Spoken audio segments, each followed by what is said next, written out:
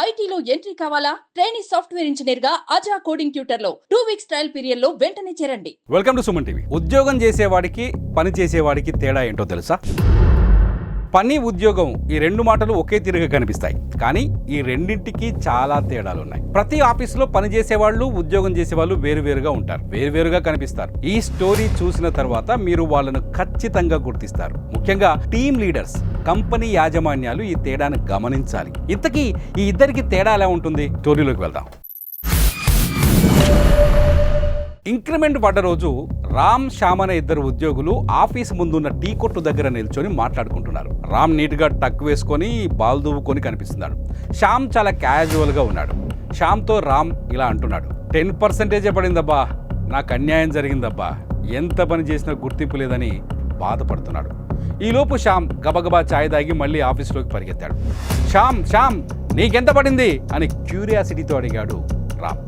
శ్యామ్ ఓ నవ్వు నవ్వి వెళ్ళిపోయాడు, ఎందుకంటే శ్యామ్కి 20% పడింది. నిజానికి శ్యామ్ ఎప్పుడూ ఆఫీస్కు టైంకి రాడు. రామ్ ఏ రోజు కూడా ఒక్క నిమిషం ఆలస్యంగా రాడు. శ్యామ్ ఎప్పుడూ మేనేజర్ దగ్గరికి వెళ్ళి ఎక్స్ప్లెనేషన్ ఇస్తాడు. రామ్ ఒక్కరోజు కూడా మేనేజర్ దగ్గరికి వెళ్ళి సారీ చెప్పలేదు. అయినా ఎందుకు శ్యామ్కి ఇంక్రిమెంట్ తక్కువ, ఎందుకు పడింది అంటే ఇక్కడే ఆ తేడా ఉంది. రామ్ ఉద్యోగం చేస్తాడు, శ్యామ్ పని చేస్తాడు. ఉదయం 10 గంటలకు ఆఫీస్కు రావాల్సి ఉంటే రామ్ 9:59 పంచి కొడతాడు. 10:05 క్యాబిన్లోకి వస్తాడు. టేబుల్ని శుభ్రం చేసుకుంటాడు. 10:15 తన వాటర్ బాటిల్ తీసుకొని నీళ్లు తెచ్చుకుంటాడు. 10:30 మేనేజర్ దగ్గరికి వెళ్ళి ఇవాళ తను చేయాల్సిన పని ఏంటో తెలుసుకొని 11 గంటలకు పని మొదలు పెడతాడు. సరిగ్గా 1:30 వాచ్ తీసుకొని చూసుకొని లంచ్కు వెళ్తాడు. 2 గంటలకు చిన్నగా వరండాలో ఒక వాక్ చేస్తాడు. 2:30 మళ్ళీ క్యాబిన్కి వచ్చి వర్క్ స్టార్ట్ చేస్తాడు. 4 గంటలకు మళ్ళీ టీకి వెళ్తాడు. 4:10 మళ్ళీ క్యాబిన్కి వచ్చి వర్క్ మొదలు పెడతాడు. టెన్షన్గా 5:59 అవుట్ పంచ్ కొట్టి ఇంటికి బయలుదేరతాడు. ఇదంతా చూస్తే మీకు ఏమనిపిస్తుంది? రామ్ చాలా సిన్సియర్గా ఆఫీస్ వర్క్ చేస్తున్నాడు అనిపించడం లేదా? కానీ శ్యామ్ ఎప్పుడూ టైంకి ఆఫీస్కి రాడు. ఉదయం 10 గంటలకు రావాల్సిన వాడు 10:30కు వస్తాడు. నేరుగా మేనేజర్ క్యాబిన్కి వెళ్ళి అతను తిట్టిన తిట్టల్లా పడతాడు. 10:35 క్యాబిన్కి వెళ్తాడు. మధ్యాహ్నం 2:45 హడావుడిగా క్యాంటీన్కి వెళ్తాడు. గబగబా 5 నిమిషాల్లోనే భోజనం చేసి 2:55 మళ్ళీ క్యాబిన్కి వస్తాడు.